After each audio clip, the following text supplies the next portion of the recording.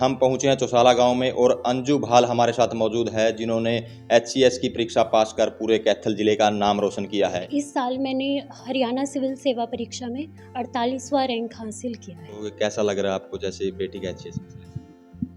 पूछो ना, इतनी खुशी हो रही है। लड़कियों के लिए मैं कहना चाहूँगी कि आज के दौर में उनके लिए कुछ भी मुश्किल नहीं है। पेरेंट्स के लिए तो ये सबसे खुशी का मौका होता है। बहुत गर्व की बात होती है कि उनका बेटा या बेटी अपने पाँव पे खड़े हों और माँ बाप का नाम रोशन करें। तो एम कब सेट किया था आपने? ये एम मैंने ग्रेजुएशन सेकेंड ईयर में डिसाइड कर लिया था। नमस्कार, कैथल खबर से मैं विक्रम यादव। आज हम पहुंचे हैं कैथल जिले के चौसाला गांव में, जहां आपको बता दें कि बेटियां किस तरह से मुकाम दर मुकाम हासिल कर रही हैं, ये हम इस वीडियो के माध्यम से आपको दिखाएंगे। हम पहुंचे हैं चौसाला गांव में और अंजू भाल हमारे साथ मौजूद है जिन्होंने एचसीएस की परीक्षा पास कर पूरे कैथल जिले का नाम रोशन किया है। इनके माता पिता का नाम रोशन किया है, हरियाणा का नाम रोशन किया है। तो हम इनसे बातचीत करेंगे कि किस तरह से इन्होंने ये मुकाम हासिल किया, ताकि और बच्चे इससे प्रेरणा ले सकें। किस तरह से तैयारी करती थी, क्या कुछ इनका पढ़ने का रूटीन रहता था। तो सबसे पहले अंजू भाल से बातचीत कर लेते हैं जिनका एचसीएस में सिलेक्शन हुआ है। तो बातचीत कर लेते हैं। अंजू, सबसे पहले बहुत बहुत बधाई हो आपको। धन्यवाद सर। जी।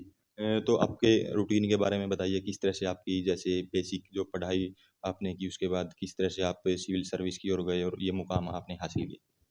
हाँ, मैंने 12th क्लास के बाद बीएससी फिज़िक्स ऑनर्स में एडमिशन लिया। उसी टाइम मैंने ग्रेजुएशन के दौरान डिसाइड किया कि मुझे सिविल सर्विसेज की परीक्षा देनी है। उसके बाद मैंने उस टाइम जब मैंने ग्रेजुएशन की तो मैं 20 साल की थी, तो मैंने अपनी पढ़ाई कंटिन्यू करने की सोची और मैंने बीएड में साथ में एडमिशन ले लिया और उसके साथ साथ ही घर पे रह के सिविल सेवा की परीक्षा की तैयारी शुरू की और इस साल मैंने हरियाणा सिविल सेवा परीक्षा में 48वां रैंक हासिल किया है। जी। तो कितने घंटे आप पढ़ाई करते थे? क्या कुछ आपका रूटीन रहता था?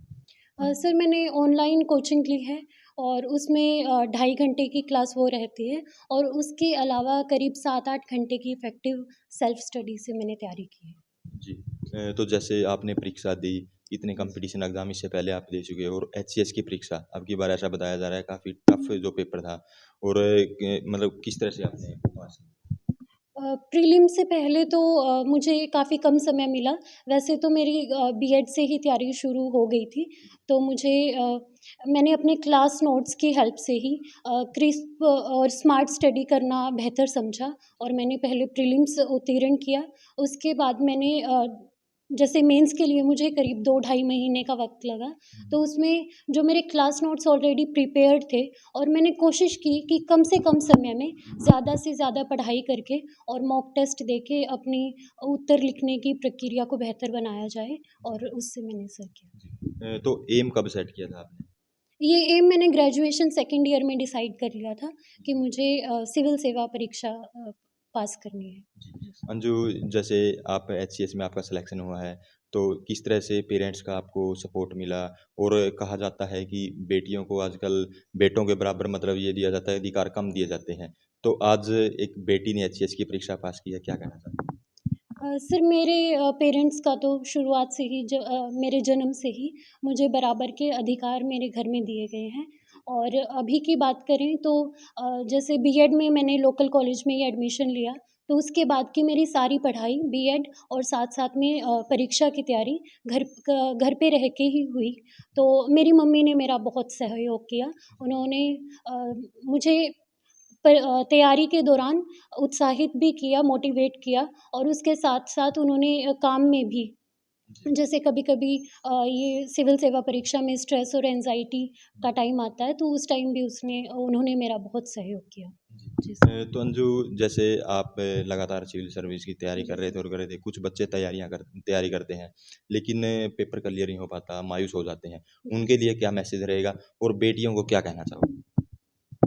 उनके लिए तो ये एक लंबी तैयारी है, तो ये बहुत ज़रूरी है कि हम शुरुआत में ही जब इस साइकिल में एंटर करें, तो उनके लिए बहुत इम्पोर्टेंट है कि इसके सारे पॉज़िटिव्स और नेगेटिव्स को जान लें और अपने आस-पास पॉज़िटिव लोगों को साथ में रखें और टाइम टू टाइम जैसे कोई भी हैं, अपने पेरेंट्स हैं या फ्रेंड्स हैं, तो जब कभी भी ऐसा फ़ील होता है कि हम स्ट्रेस में हैं, तो उनसे बात करें और अपने आप को मोटिवेटेड रखें। और लड़कियों के लिए मैं कहना चाहूँगी कि आज के दौर में उनके लिए कुछ भी मुश्किल नहीं है और पेरेंट्स भी धीरे-धीरे इन बातों को समझने लगे हैं।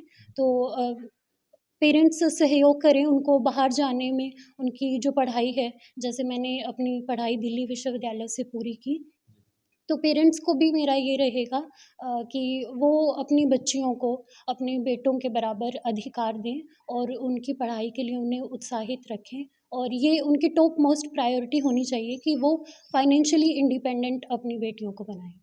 जी। तो जो एक लास्ट सवाल है मेरा, जैसे मोबाइल का युग है आजकल, कुछ बच्चे बोलते हैं कि मोबाइल का यूज़ नहीं करना चाहिए, कुछ जी। बच्चे बोलते हैं कि इसका यूज़ करना चाहिए। तो आपने मोबाइल का यूज़ किया है ना? जी सर, मैंने पढ़ाई के दौरान मोबाइल का काफ़ी यूज़ किया। मेरी ज़्यादातर पढ़ाई ऑनलाइन ही हुई है। तो वो हमारे ही हाथ में है कि हम उसका उपयोग पॉज़िटिव या नेगेटिव तरीके से कैसे करना चाहें। तो सोशल मीडिया का थोड़ा डिस्ट्रैक्शन रहता है।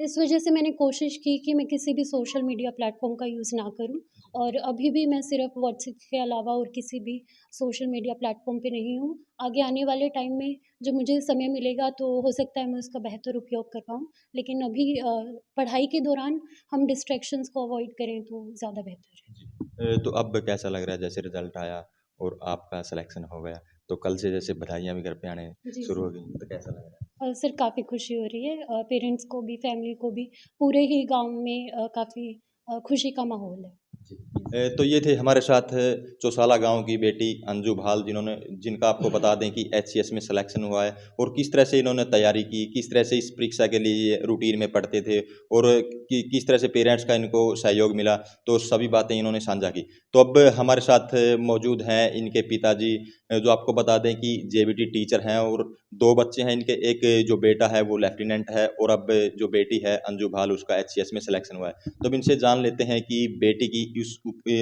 इस उपलब्धि को कहाँ देखते हैं और क्या कुछ मैसेज पेरेंट्स के लिए और बच्चों के लिए रहेगा। जी सर, सबसे पहले बहुत-बहुत बधाई हो आपको। नमस्कार आपको भी सर। जी, जी। तो मतलब बेटी आपकी एचसीएस में सिलेक्शन हुआ है, जी सर। तो क्या कुछ कहोगे? और जैसे कल से बधाइयाँ आनी शुरू हो गई होंगी, बिल्कुल। तो कितने क मतलब कैसा महसूस हो रहा है एज़ ए पेरेंट्स? जी, पेरेंट्स के लिए तो ये सबसे खुशी का मौका होता है, बहुत गर्व की बात होती है कि उनका बेटा या बेटी अपने पाँव पे खड़े हों और माँ-बाप का नाम रोशन करें। इसी पल के लिए हम बेटे-बेटियों को शिक्षा में बेहतर करने के लिए उनका मार्गदर्शन करते हैं जी, और उनका सहयोग करते हैं जी, कि किसी दिन वो अपने मुकाम को पाएँ, अपने सपनों को पूरा करें।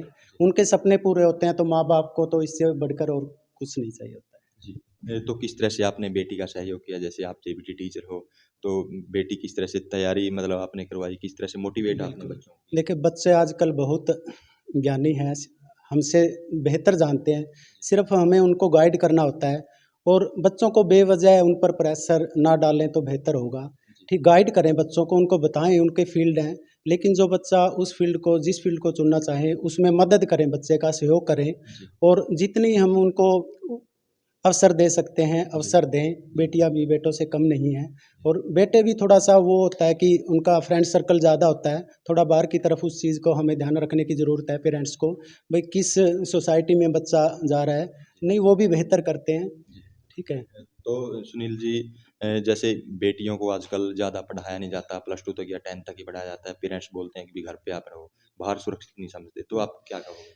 जी, इसका जो स्कूलिंग थी एमडीएन स्कूल कॉलेज से हुई है जैसे, तो इनका तो आना-जाना कहीं पहले मतलब लोकल वाहन में नहीं होता था। जी, लेकिन दिल्ली की तरफ कूच करना ये भी एक डिसीज़न लेना कि हम समझते हैं बड़े शहर में बेटियां सुरक्षित नहीं हैं। जी, लेकिन बच्चे की पढ़ाई के लिए ये डिसीज़न लेना ही पड़ता है। अगर बच्चों को स्कोप देंगे, जी, तो बच्चा तभी कुछ कर पाएगा, उसको एक्सप्लोर होगा, बच्चा बाहर निकलेगा। जी, तो दिल्ली का तो आप जानते हैं कि पूरा इंडिया दिल्ली में बसता है। जी, तो बच्चे देखते हैं और उसी से प्रेरणा लेकर बेटी ने डिसीज़न लिया कि भई सिविल सर्विस की तरफ जाना है और उसमें भी उससे पहले इसने काफ़ी परीक्षाएँ दी हैं।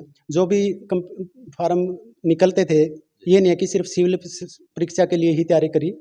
जो भी कॉम्पिटिशन के फार्म निकलते थे, जैसे एयर फ़ोर्स का था, एफकैट का था, हुँ, सीजीएल का इसका क्लियर हुआ है, हुँ, तो वो देती रहती थी। उससे क्या है कि उसका बच्चे का जो प्रेशर है, वो रिलीज़ होता है। हुँ, जितनी परीक्षा बच्चा देगा, उसका प्रेशर कम होगा और बच्चे को उसकी आदत पड़ेगी। तो इसलिए इसने खूब मन लगाकर तैयारी की और घर पर ही ये जी। पढ़ती है। तो ये थे अंजू भाल के पिताजी हैं जो सुनील भाल जी, जिन्होंने अपने विचार साझा किए कि किस तरह से बेटियां आगे बढ़ती हैं, किस तरह से इन्होंने अपनी बेटी और बेटों को इस मुकाम तक पहुंचाया है, इस इतनी मेहनत करवाई है, वो दिशा दिखाई है जहां तक आज इनका पूरे गांव में, पूरे ज़िले में नाम रोशन हो रहा है। तब अंजू भाल की मम्मी से भी बातचीत करेंगे कि बेटी की इस बड़ी उपलब्धि पर क्या कुछ कहना चाहेंगे। हाँ जी, सबसे पहले बहुत-बहुत सबसे बधाई। पहले राम राम जी सभी को, सारे आपके दर्शकों को। जी, आपका नाम जी? सुनीता देवी। सुनीता जी। हाँ। तो क्या कुछ कहोगे, कैसा लग रहा है आपको जैसे बेटी का अच्छे से सिलेक्शन हुआ? पूछो ना जी, इतनी खुशी हो रही है। अच्छा, बहुत खुश हो रहे हैं। मतलब कल के फ़ोन आने लग रही हैं? हाँ जी, वो बधाइयाँ खूब ढेर सारी मिलन लग रही है। जी। हाँ जी, तो बहुत खुश हाँ जी। जी, तो एज़ ए मम्मी आपने किस तरह से अंजू का सहयोग किया? मतलब जैसे आमतौर पर देखा जाता है कि जो मम्मी हैं वो बेटियों को घर के काम में लगा लेती हैं या बोलती हैं कि बेटा अब ना पढ़, काफ़ी हो गया और हो गया, तो आप मेरा हाथ बटाओ। तो आपने किस किस तरह से सहयोग नहीं, जैसे सारी मम्मियाँ करती हैं, खाना पीना वो तो मेरा ही काम है। पढ़ना जब तक बच्चे की उम्र है तो पढ़ने देना चाहिए, बच्चे का इंटरेस्ट है तो। हुँ, लड़का लड़की वाली तो कोई बात नहीं, सारे बच्चे एक शहरों में हैं। हुँ, बस इतना ही करा जी मैंने, जो सारे करे हैं। अच्छा, बाकी आगे तो बच्चों की मेहनत रंग ले आई है जी। जी, परिवार, सारा परिवार का सहयोग है जी। जी। तो आपने कभी ये नहीं बोला अंजू को कि घर का काम आपने नहीं, करना, पढ़ना नहीं? नहीं इतना काम भी नहीं, फिर काम तो मैं करने जोगी हूँ जी बे। अच्छा। हाँ, तो क्या मैसेज आपका रहेगा माता-पिता एज़ ए पेरेंट्स, मतलब माता-पिता को क्या कहना चाहते हैं? जिस तरह से आपकी बेटी ने मुकाम हासिल किया है, और भी बेटियाँ ताकि ये मुकाम हासिल कर सकें। मेरा तो यूँ कहना है जी, भी सबना बेटियां पे, बेटियां पे भी ज़्यादा जोर देना चाहिए। बेटी उससे ज़्यादा दिखावा करके, हुँ, हुँ, मतलब काम तो सारी उम्र करना है जी। हुँ, हुँ, भाई आगे जावेंगी तो सब कुछ करना है, दो परिवारों का सुधार करें जी बेटी। हुँ, यहाँ भी सारे बच्चों ने, सारी छोटी लड़कियां ने भी, सबने ये मिलेगा भाई आप भी आगे बढ़ा, और माँ बाप ने भी यही प्रेरणा लेनी चाहिए हुँ। भाई सब किसी की बेटी अंजू कीजिए, आगे जाओ। तो ये थे अंजू भाल की माताजी, जिन्होंने कहा कि पेरेंट्स को भी मैसेज दिया है कि बेटियों को भी बेटे बेटे के बराबर जो मौका देना चाहिए, जिस तरह से उनकी बेटी ने मुकाम हासिल किया है, ताकि और बेटियां भी यह मुकाम हासिल करें। तो इस वीडियो को ज़्यादा से ज़्यादा शेयर करें, लाइक करें, कमेंट करें, ताकि ज़्यादा से ज़्यादा लोगों तक ये मैसेज पहुंच सके।